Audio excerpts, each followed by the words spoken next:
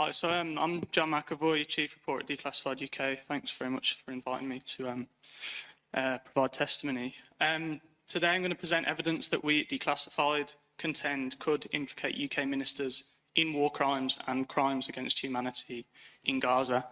The first thing I want to talk about, which has already been covered somewhat, is F-35 shipments to Israel. So it's well known that the UK is a key supplier of F-35 parts that go into global pools, which then supply Israel. But what is still not widely known is that the UK was directly transferring fighter jet parts to Israel throughout the first year of the Gaza genocide. So last year, Declassified and the Ditch revealed that 14 shipments of F-35 parts were sent directly from Britain to Nevatim Air Base between October 2023 and September 2024. At least 2 of those shipments took place under Keir Starmer's Labour government. Crucially, these shipments were sent from a Royal Air Force base in Norfolk, RAF Marham, making the British armed forces themselves directly complicit in the supply of arms to a state committing genocide. In September last year, the Labour government announced arms restrictions on Israel, suspending some 30 arms export licences and the direct supply of F-35 components to Israel. But these arms restrictions, we contend, were largely a smokescreen for business as usual. Shipping documents, once again obtained by Declassified and the Ditch, indicate that the vast majority, around 90%, of all F-35 exports from Britain are sent directly to the US, where they can be, onward exported to Israel. It's therefore highly unlikely that the ban on direct exports of F-35 parts to Israel will have made a significant impact on the supply chain of fighter jet parts from Britain to Israel altogether. And even after the September arms restrictions, F-35 parts bound for Israel were allowed to be shipped through London Stansted Airport. Inquiries to the Foreign Office about how this was allowed to happen remain unanswered. The Labour government's arms restrictions on Israel have functioned as a smokescreen for business as usual in another crucial way. In his announcement on 2nd September 2024, UK Foreign Secretary David Lammy said that the suspensions would cover equipment for use in the current conflict in Gaza. We contend that Lammy's definition of "for use in the current conflict in Gaza" is fatuous and fundamentally misleading. So in terms of trainer aircraft, components for trainer aircraft were excluded from the arms suspensions because they're supposedly not for use in the current conflict in Gaza, even though Israeli pilots rely on UK-made parts to learn to fly the fighter jets which are being used to annihilate Gaza. So shipping documents have revealed how aerospace firm Moog in Wolverhampton has sent at least 10 shipments of M346 Lavi components to Israel since December 2024, so after the restrictions. The M346 Lavi is a high-performance aircraft designed to train pilots to fly advanced fighter jets, including the F-16 and the F-35. So the UK government is therefore still facilitating the training of Israeli pilots who will go on to drop 2,000-pound bombs on men, women and children in Gaza. And it's not just parts for trainer aircraft that have been exported to Israel since Labour's suspensions in September 2024. Permoid, an engineering firm in County Durham, has sent over 1,000 ammunition containers to Israel since October 2023. Around 300 of those containers were exported in April 2025, once again under the Labour government. Most of these containers were sent to an Elbit Systems factory near Tel Aviv, which produces mortar shells for the IDF. So once again, the UK government would seemingly have us believe that facilitating the supply of ammunition containers, but not the ammunition itself, is a morally justifiable and legally tenable position. I now want to turn to Israeli military officers training in Britain throughout the genocide. After months of stonewalling from both Conservative and Labour governments, we discovered that Israeli army officers have been allowed to train in Britain since October 2023. This information was provided to us earlier this year in response to a Freedom of Information request after several refusals through the Freedom of Information Act. The Ministry of Defence said that fewer than 5 Israeli officers had trained at the prestigious Royal College of Defence Studies in 2023 and 2024. But we subsequently found that at least one of those Israeli soldiers graduated from the RCDS just last month. So even as recently as last month, the UK is training soldiers from an army that is actively committing genocide. And it's not just Israeli soldiers training in Britain. The UK government has welcomed several high-ranking Israeli officers to Britain since October 2023, often providing them with special diplomatic immunity to protect them from private arrest applications under universal jurisdiction legislation. That list includes, but may extend, because all of these visits were intended to occur in secrecy. So there may be many other Israeli military officers that have visited. But the list includes Lieutenant General Herzi Halevi, the IDF's then Chief of the General Staff, who had been directing the Israeli military's operations throughout the Gaza genocide. He visited Britain in November 2024, and the Foreign Office provided him with special diplomatic immunity, protecting him from arrest for war crimes. Then there was Major General Oded Basiuk, head of the Israeli military's Operations Directorate, who was overseeing Gaza operations as well. He attempted to secretly visit Britain in January 2025, but Declassified managed to doorstep him outside Russia in London. And most recently, there was Major General Tomer Bar, the commander of the Israeli Air Force, which has been overseeing, the key player in the decimation of Gaza. Bar was subsequently identified in the chain of command of Israeli officers responsible for the killing of 5 Al Jazeera journalists in Gaza last month. He was allowed to visit Britain in July 2025, just 2 months ago. The final thing I want to talk about, well, I know it will be covered in broader detail tomorrow, is intelligence support. So there's been over 600 spy flights from the RAF since December 2023. These spy flights remarkably continued during the ceasefire early this year. The UK government's rationale for the spy flights is that they're supposedly looking for hostages and they have no offensive duties whatsoever. But at this time, the last remaining British hostage was actually being released, and this kind of destroyed the rationale for the continuation of the spy flights, and in fact looked very much like the British government was continuing to spy over Gaza to help the Israeli forces prepare for a resumption of war, so had very little confidence in the ceasefire that they supposedly supported themselves.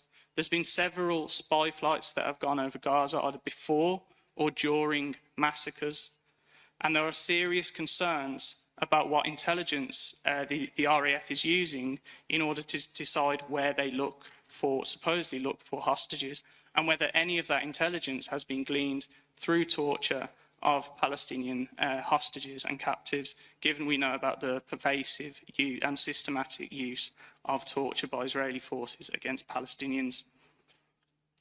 Now, jumping back to a question that you asked Richard about the extent to which ministers are actually aware of the extent of war crimes in Gaza, one thing that shocked me is that in a Foreign Affairs Select Committee, it was admitted that the Foreign Office, when trying to review whether Israel is committed to complying with international humanitarian law, they were asked whether they've requested to see the footage from the spy flights. I mean, Britain has had an eye over Gaza for much of this genocide. They can pick up communications.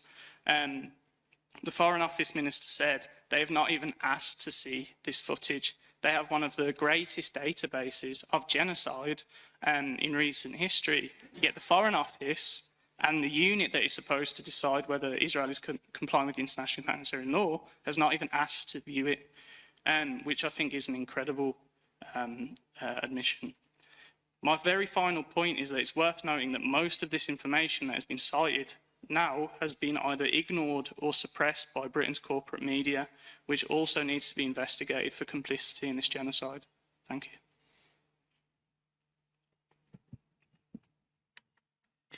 John, thanks for your evidence just then. What knowledge have you got of the flight paths of the RAF over Gaza are they covering the whole of the Gaza Strip? Are you able to identify what they were actually looking for? And has anything been published at all on it that you're aware of? Yeah, so throughout, since December 2023, what would occur would the beach aircraft would leave RAF Akrotiri, they'd go over the sea and they'd turn their transponders off, so it would be kind of impossible to see exactly what their flight path is. But Matt Kennard at Palestine Deep Dive 2 weeks ago, 3 weeks ago, one of the privately contracted the UK has contracted private spy flights now, and they forgot to turn their transponders off. And so you can see the kind of flight path that they are taking. So they'll fly over to Gaza and they'll basically encircle an area, because what these spy flights are proficient at is kind of hoovering up intelligence, hoovering up communications from the ground. And so they will circle a certain area of interest for about 3 to 4 hours, and then they'll return to RAF Akrotiri and, you know, presumably pass whatever intelligence they have of interest onto the Israeli forces. I mean, it's important to note as well, even if we take the UK government's justification for the spy flights at its word, that they're only, you know, tasked with locating hostages, then, you know, Netanyahu's justification for much of the war has been to locate hostages. I mean, we know that's nonsense. And in several hostage rescue operations, the Israeli forces have conducted hideous massacres. Around 270 people were killed in the Nuseirat camp in November 2024, before which there was an RAF flight in the air. Parliament has refused to respond to questions about whether intelligence from the UK was used in that hostage rescue operation.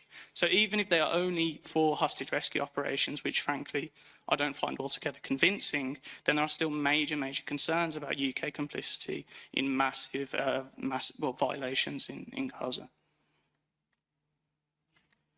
Thank you so much, John, for your strong testimony in demonstrating to us all the contradiction in the fact that the information exists there, but the will to open the information doesn't exist.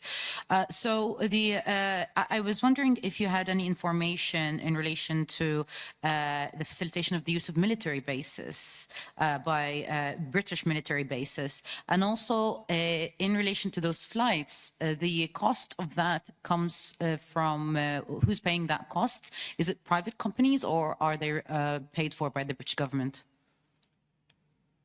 Well, all of the RAF flights will have been paid by the British government. There's been total secrecy about how much they're costing. The UK, there have been questions in Parliament about it, but anything that relates to the RAF intelligence operations over Gaza basically gets stonewalled by the Ministry of Defence or the Foreign Office, saying we don't comment on intelligence matters. Since the spy flights, the RAF spy flights have been replaced by a private military contractor, well, they're going to be paid through the Ministry of Defence's, presumably through the Ministry of Defence's budget to the contractor, but we still don't know how much is actually being spent on these, which is quite a ludicrous scenario to be in. Thank you. And the military bases, any information? Well, sorry, can you repeat that? On the use of military bases by Israel? Yeah, well, I mean, RAF Akrotiri has been on Cyprus, has been a key launch pad. I mean, there's been total secrecy around what precisely is happening, but as, you know, Declassified and Palestine Deep Dive and various other media organisations have shown, there's been constant kind of logistical flights going from RAF Akrotiri. The vast majority of the intelligence flights are going there. I mean, it's been used in, you know, attacks on Yemen as well for the refueling. You've had Israeli military jets arriving in England to various different Breeze Norton, for example, but also RAF Fairfield, I believe, which is where Toma Bar arrived recently. So, I mean, there's several different, you know, RAF bases that are either welcoming Israeli military jets or facilitating operations in support of Israel. And your point also, the fact that when we are speaking about these violations, we're also not only extending this to Gaza, we're extending this also to Lebanon as well. Is there any information of also British complicity in relation to that? I'm not altogether sure regarding Lebanon. However, in several of the US military attacks on Yemen over the past 2 years, many of them have been facilitated by the UK government, with either jets going from RAF Akrotiri, many have gone from RAF Bryce Norton as well. And typically the jets will be Voyager aircraft, which are used for aerial refueling to support the kind of the fleet of aircraft that are going to bomb, and many of those attacks on Yemen have resulted in significant civilian casualties. And it's also worth reminding that, you know, these airstrikes on Yemen have been conducted in no small part to protect Israel from the consequences of its genocide in Gaza.